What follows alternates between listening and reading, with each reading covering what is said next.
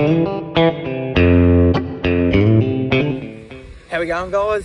Welcome back to VTA. Today we're out and about at the Heritage Vehicle Display. It's at Lardner Park this year. Put on by the Bor Old Engine Club and the Truck Restorers Club. So yeah, I haven't brought anything with me, but Dad is here with the truck. So yeah, we'll get in there and we'll see what's around.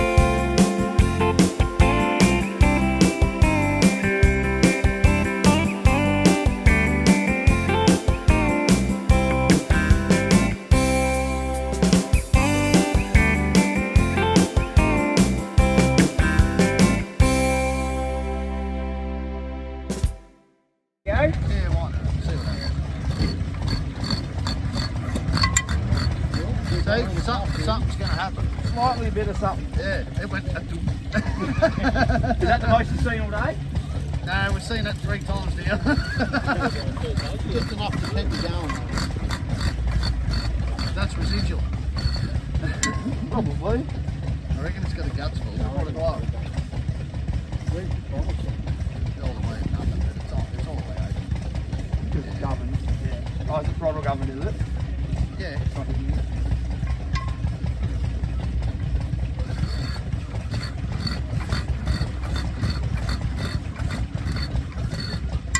Did it feel like it was moving itself then at all? It did. It took it away from my hand. Did it? Yeah. That's why I took my hand off. That's a good start. How about you stand on this side of it, we'll stand on that side of it. What are you talking about? Hey? What was that? Feel it doing something. It's just... Nah. You want to spare Maggie? Rag. Hey? I think you'll find the Maggie being wet's probably the problem.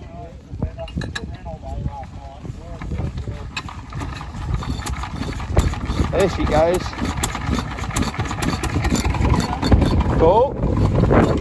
That's the best yet. Of course, when I turn me back. You fixed it, dude. Yeah, I'll take credit for that one.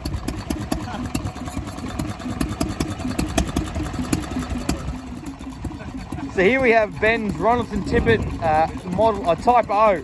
I believe this engine's pretty rare. From what Ben understands, it is one of 5. So here's the specs on it. The Type O, serial number 8662, tested in September 32. Horsepower is 1.75. It was found under a house in Queensland. And yeah, Ben has recently purchased it. I actually gave him a hand getting it back from Queensland. And here it is, it runs pretty good. He put the hopper and stuff on it. It was just being cranky, as you probably saw, but that's probably a bit to do with the rain and the car ride here, but she's running now, and I think Ben's about as happy as a dog with 2 dicks, so very good. So here we have a 435, sorry, John Deere, which is fairly rare. Certainly don't see a lot in Australia. And it has a 253, so 2-cylinder, 53 cubic inches per cylinder, 2-stroke GM diesel in it.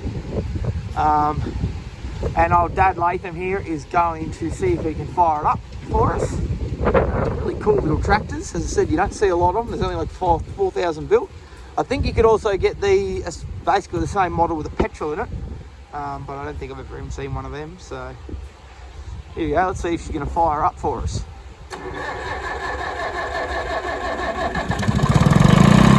Look at that. Runs pretty sweet, to be honest.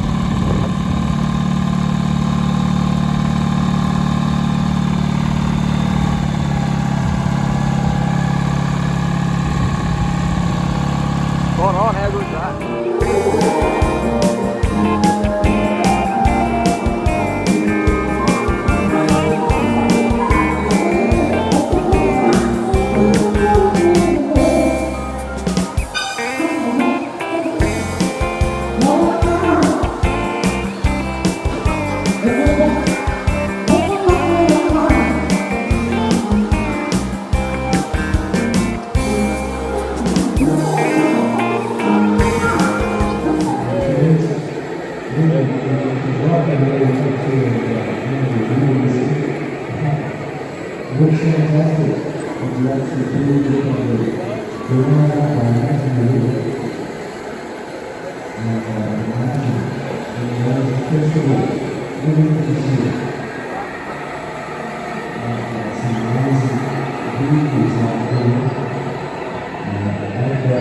Here we are with Cookie on his steam engine. Get him to tell us a bit about it. So, what's the make and model? And yeah, let us know. Marshall, Yep. 7-horse Marshall. Yep.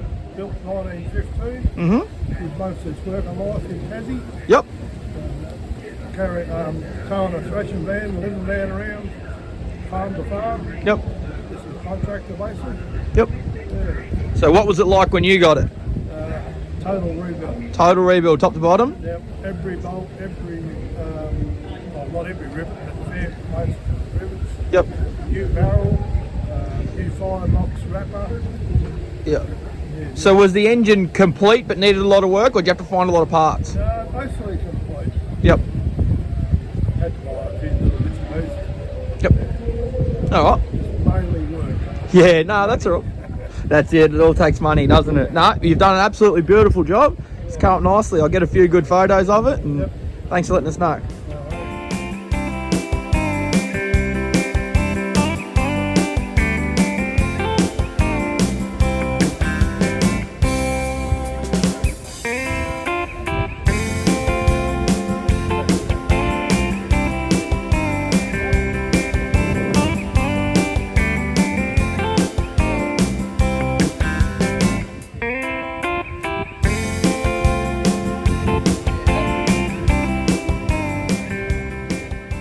Alright, so Dad's got the Volvo down here at the Heritage Truck Display, and we've got our grey Fergie, which I've done a video on the history of the grey Fergie before. I might even put a link in the comments.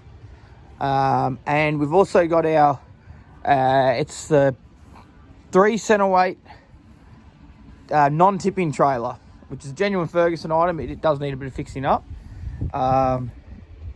What is it? It's a KJA 3000 model, general purpose farm trailer, which from what I've been told is less common than the tipping trailer, but not 100% sure on that. And then on the back we've got the what's this one called? The transport box, which is good for carrying milk, milk cans, that sort of thing. It was just hang off the 3-point linkage. We've got a truck blowing torn in the background, but we've got a scoop there. We've got the single tine ripper over the back, you can see. We'll walk around the other side so you can see it properly. There's the single tine ripper. And then we've also got the cordwood saw, which you guys have seen. I've done videos on that too before. So, and then of course on the tractor, I think as I said, I talked about it in the other video, we got the weather hood, we've got some front wheel weights and a few other things. So, and of course the pickup hitch to go with the trailer, which makes the trailer nice and easy to use. And yeah, it all just fits nicely on the back of the Volvo here, and it's a nice easy load and good display for the show. So how's this for an interesting bit of equipment?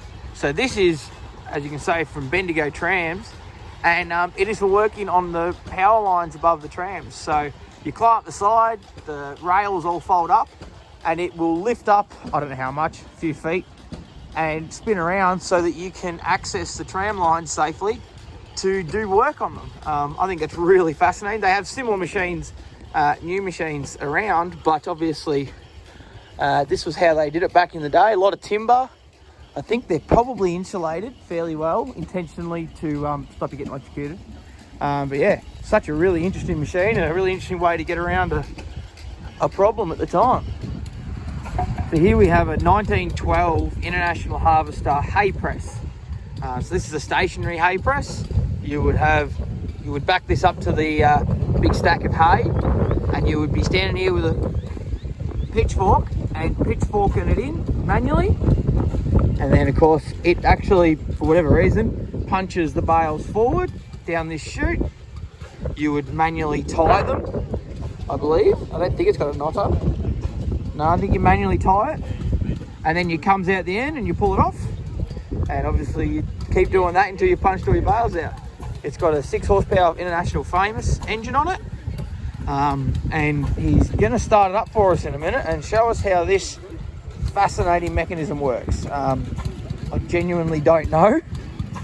But basically this goes back and forth, and the shaft goes all the way along, back and forth, and drags the actual mechanism forward and back, and that's what creates the pressure. So looking forward to seeing this thing run. I'm sure it's going to be interesting.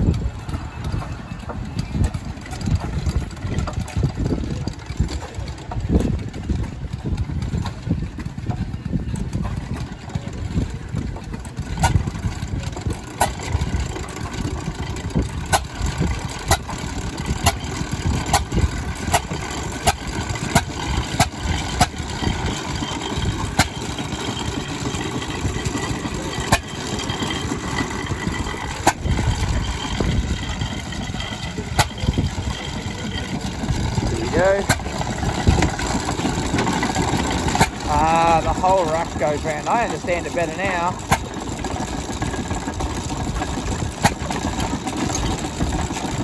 Very interesting. Fascinating way to combat a problem. Not a lot of clearance here on the engine either. Let me come around. Someone's got a lot of engineering to make that work.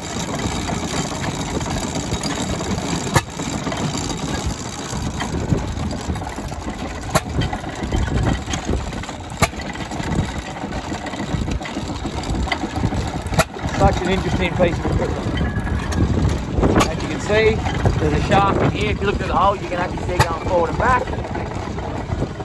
And then you come to the back here, you see the magpie going up and down.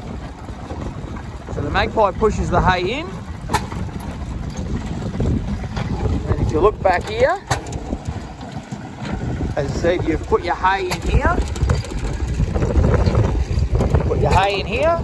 This pushes it forward, drops it in, magpie pushes it down, and the whole trolley compresses it all up. So apparently this is very good as far as making really nice tight bales, a lot of pressure. He was saying this is actually the highest horsepower engine option. You can get a 3 or 4 or a 6 horsepower. This is the 6 horsepower. And he said there was a few different actual bale size options. This is the smallest one, so essentially this has the ability to create the most amount of pressure to create the tightest bales. I believe it was to make them loosen at the time. So really interesting piece of equipment. Certainly don't see many in Australia. This one came from America. Very interesting bit of gear.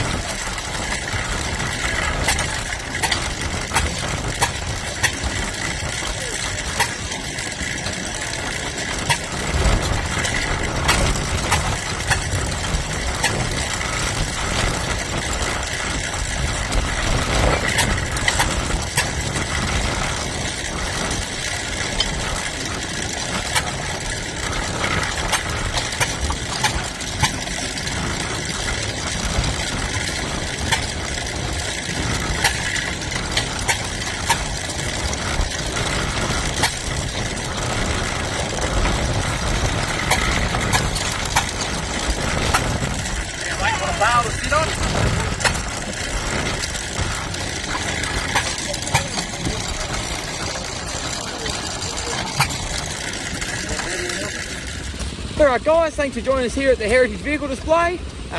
The weather's not been real kind to us, but there's been some great things to see and do. So I'm out of here now. I won't be here tomorrow, which today's Saturday, tomorrow's Sunday obviously. But yeah, so it's been a great little day, and yeah, we'll see you next time. Thanks, like, subscribe and everything else.